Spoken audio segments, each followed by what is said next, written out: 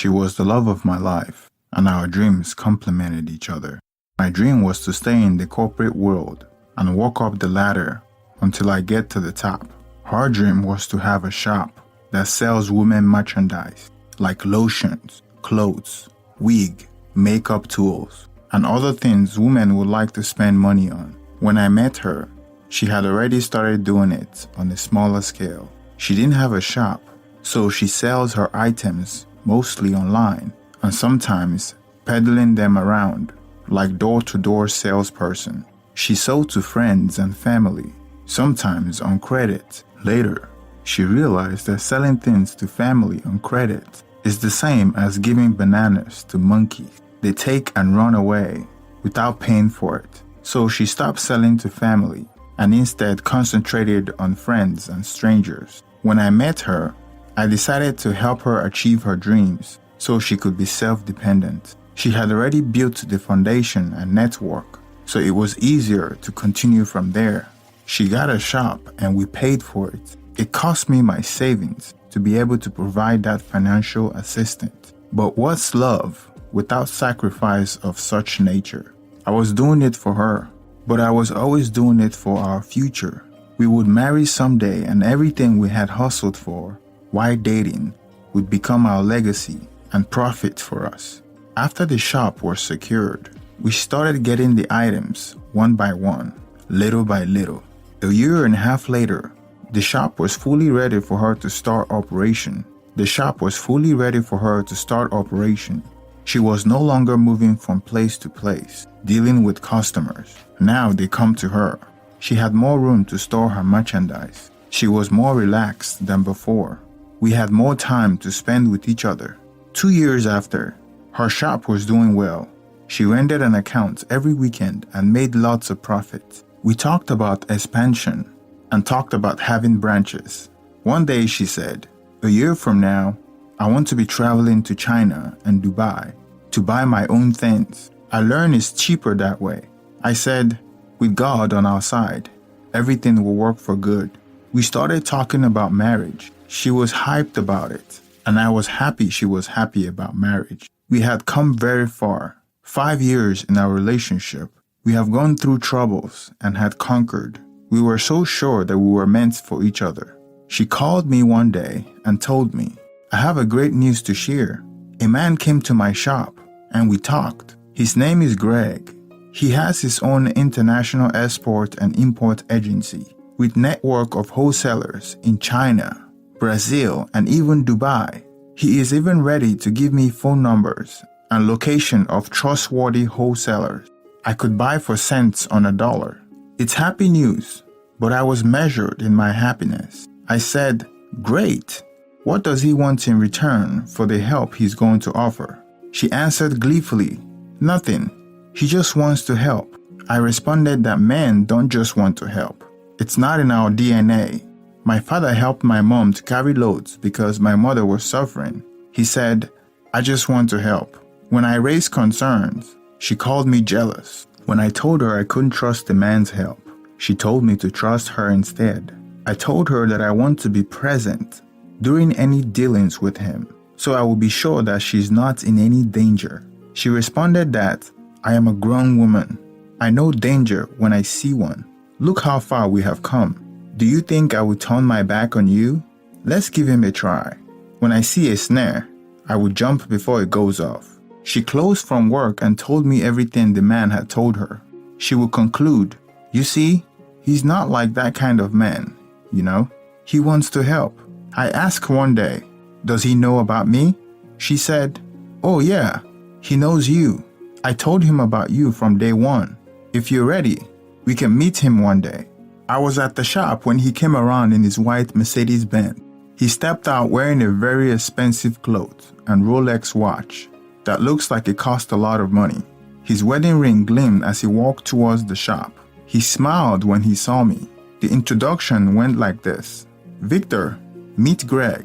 He's the friend I told you about." He stretched his hand and we shook hands. After that, the conversation didn't include me. They laughed and talked about nothing meaningful. When they didn't want me to hear something, their voices went low. Anger was eating me up. but I tried to keep my composure until he was gone. I asked, "What was that about? Why did you introduce me to him as a friend? He knows you're my boyfriend already. There was no need bringing all that up again. He knows I'm your boyfriend, but I don't know he knows I'm your boyfriend. Victor, what is this all about? Why don't you drop the jealousy so we can get things going? Drop it. It's not healthy." Anytime I question her about my concern, she would accuse me of being jealous. She stopped talking to me about Greg. I had asked her about him before she gave me a lousy answer like, "He's there." It bothered me, but there was nothing I could do.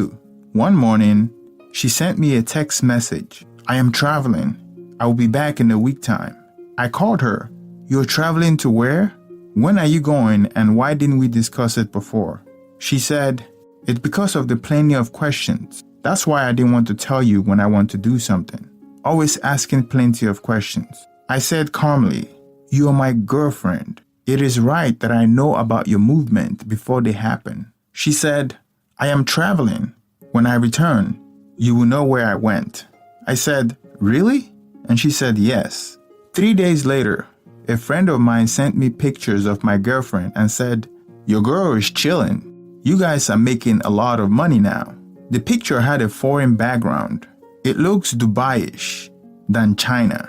I asked my friend, "Where did you get this photo?" He said, "It's on her status." I said, Oh, I forgot she posted it." I said that just to hide from the shame of not knowing the whereabouts of my girlfriend until an outsider pointed it out to me. I went on her status to check, and I didn't see anything. Your guess is as good as mine.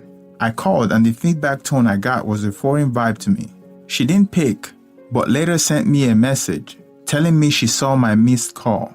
I asked her, "Where are you?" She said, "I'm in Dubai." I asked, "Do I mean anything to you at all?" She answered, "Please don't spoil my mood. Must you be negative about every good thing that's happening in my life? Every loser knows the point where they started losing. It's not magic. You just knew it. If they carry on just because they ought to, or the rule of the game requires them to finish it though they are losing." I knew I had lost it. I have dated long enough to know the difference. When she peddled her merchandise in her handbag, she never talked back at me. Not once. Now she tells me not to rain on her parade because she's on a high place where she receives salutes from marching soldiers. When she came back, I didn't ask questions or interrogate her decisions. She apologized for not telling me. She advised me to trust her so she could open up to me. I assured her that I'm okay and would do my best to support everything that she does. I went through her phone. I read the message, but I didn't see anything between her and Greg. I went through her pictures. She was in Dubai with Greg. They had a lot of pictures together in swimsuits. They were drinking fancy drinks that had tiny umbrellas stuck in the middle. I said, "So because I can't afford the fancy trips where you get drinks with tiny umbrellas, that's why this girl is treating me this way." I picked Greg's number from her phone. I didn't even know what I was going to do with the number, but I picked the number anyway. I thought of calling him and warning him to stay away from my girlfriend, but it sounded defeated. Plus, I knew it wasn't going to yield any result. For a whole week, I couldn't sleep. My heart was on fire, and the fire was raging through my intestines. I said to myself, Greg is married, right? I have to find his wife. His WhatsApp has his full name, so I checked it out on Facebook. He was there but hadn't posted in years.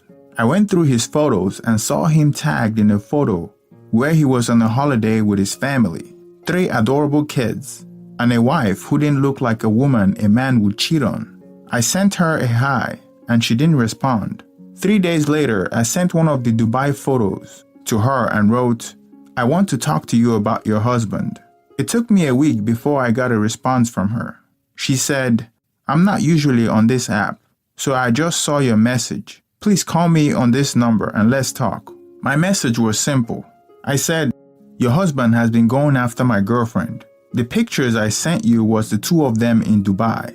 Your husband has opened a very big shop for her around town and goes there every evening after work." She asked, "Can you show me where the shop is?" I said, "I can, why not?" She asked, "Can you send me all the photos you have of them?" I pushed everything I had to her. She said, "Thank you." One afternoon, the woman went to the shopping mall to give a little bit of display in front of her customers. The display drew in her neighbors, who usually love to discuss things of such nature.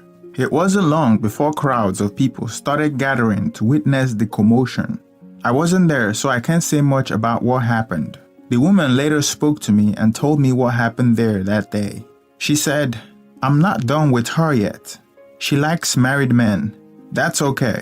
She can keep my husband and keep whatever that comes along with him." It got to a point where I felt bad for being the reason, but hey, we all deserve what comes to us. The following day in the afternoon, my ex-girlfriend called and insulted the hell out of me. She screamed, "So what did you gain after doing all that? Enemy of progress. You can't even stand to see me shine. So you went about peddling lies about me. Show me what you gained." I told her to get lost and never call me back again. Our 5-year-old relationship got severed because of her greed. She was too embarrassed she couldn't even go back to her shop again. Maybe it was because of the woman's threat. She threatened to follow her everywhere until the world knows about her. She threatened to give her bad reviews and let all her customers know what kind of person she is. At the moment, she is still hiding from the man's wife, while her business suffers. We used to talk about growing the business and having branches. Now she would have to start from square one because some of her customers left her. As for the man she cheated with, according to the wife, she said she's now separated from her husband and they may be going through a divorce soon. As for my ex-girlfriend, I am not sure this would bring her down because she is a fighter, but her reputation has been dragged through the mud and it will take years to get back to where she was. Now I know she just used me for her financial gain, but eventually